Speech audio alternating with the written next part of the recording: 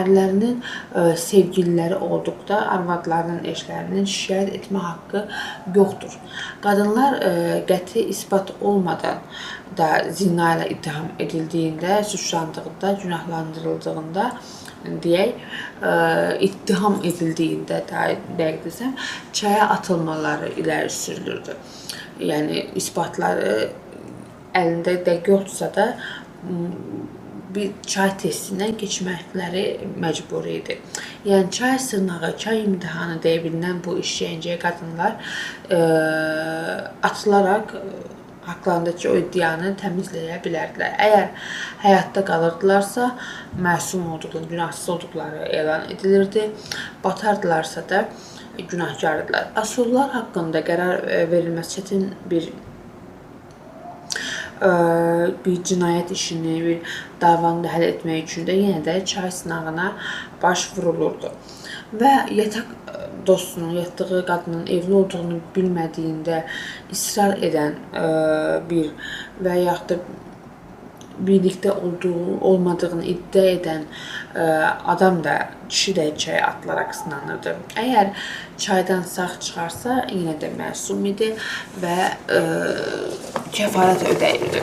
Məsələn, başqa bir davada ərini tərk edən qadın başqa bir adamın evinə gedib, ev sahibinin arvadı ilə bir neçə gün qalır. Ər qaçan arvadının izini tapır və arvadını evinə aparıb kefinə görə cəzalandırmaq haqqına sahibidir. Qaçan qadına qol-qanad gələn qadınsa sədaqətsiz bir qadına yardım etdiyi üçün qulaqlarının kəsilməsi ilə cəzalandırılırdı.